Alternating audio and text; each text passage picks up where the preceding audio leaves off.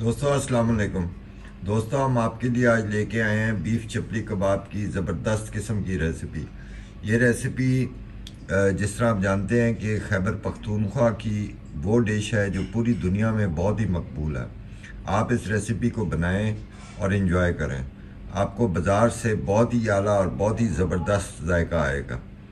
चलें शुरू करते हैं। बिस्मिल्लाहिर्रहमानिर्रहीम।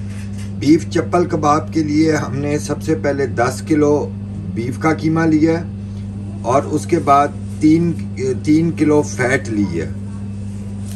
इसको आपस में मिक्स करके अच्छी तरह हमने कीमा बना लिया।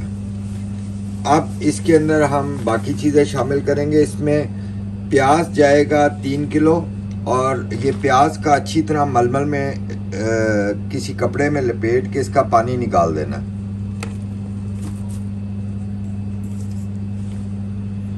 उसके बाद फ्रेश धनिया 300 ग्राम चॉप हुआ,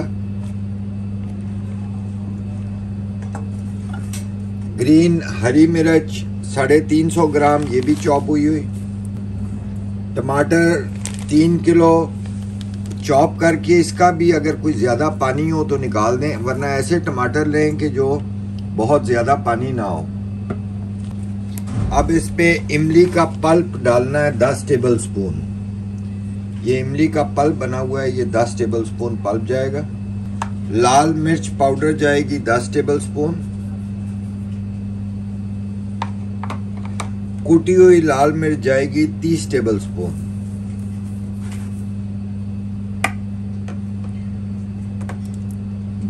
धनिया के दाने जो हैं भुने हुए हैं वो जाएंगे 15 टेबल स्पून। उसके बाद ज़ीरा, साबुत ज़ीरा भुना हुआ, ये जाएगा 12 टेबल स्पून। नमक 12 टेबल स्पून। कुटा हुआ धनिया 13 टेबल स्पून और कुटा हुआ ज़ीरा 3 टेबल स्पून। अब हम इन सब चीज़ों को अच्छी तरह मिक्स करते हैं।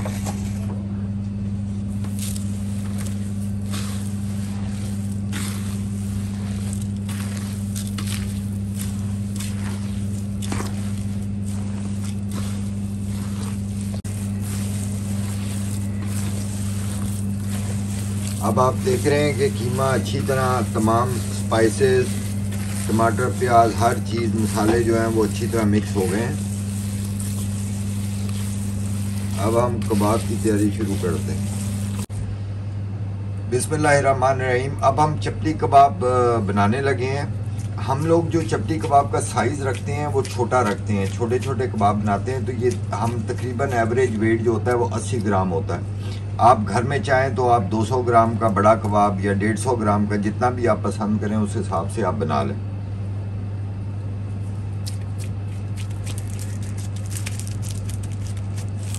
इसके लिए कोई सांचा इस्तेमाल नहीं होता। रफली आप बहुत ज़्यादा मोटाई ना रखें ताकि पकना ज़रा आसान हो आराम से।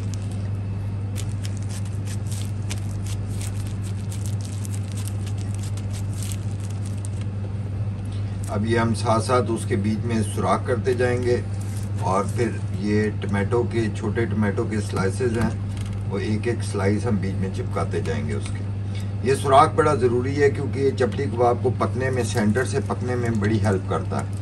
तो इस तरह आप कबाब बना के अपनी मर्ज़ी के मुताबिक आप जो साइज़ रखना चाहें और टमाटर का उसी के मुनासबत से उसके बीच में टमाटर का स्लाइस लगाते जाएं। तो हम इसी तरीके से इनको बनाएंगे। अब ये चपली कबाब हमारे तैयार हो गए।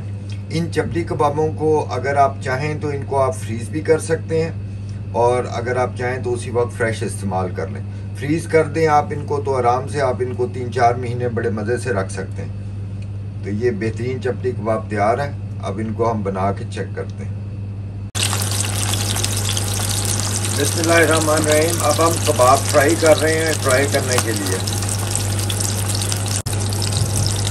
इन कबाबों को तकरीबन 2 मिनट के करीब एक साइड पे आपने पकाना है, साइड चेंज करके फिर 2 मिनट, तो तकरीबन इतनी देर में हो जाएंगे। आपने चेक कर लेना बीच से। चेक करके। और आंच जो है वो दरमियानी रखनी है, तेज़ आंच नहीं रखनी वरना जल जाएंगे। तो अब ये कबाब फ्राई हो रहे हैं, अब हम इनको फ्राई करते हैं। अब ये कबाब फ्राई तकरीबन हो गए हैं, ऑलमोस्ट रेडी हैं। अब मैं इनको निकाल के ट्राई करता हूँ। चलें जी, हमारे चपली कबाब तैयार हो गए हैं। अब इसको ट्राई करके देखते हैं। बिस्मिल्लाहिर्रहमानिर्रहीम। इसको बनाएं और ट्राई करें और आप यकीनी तौर पे आपको बेहतरीन चपली कबाब लगेंगे।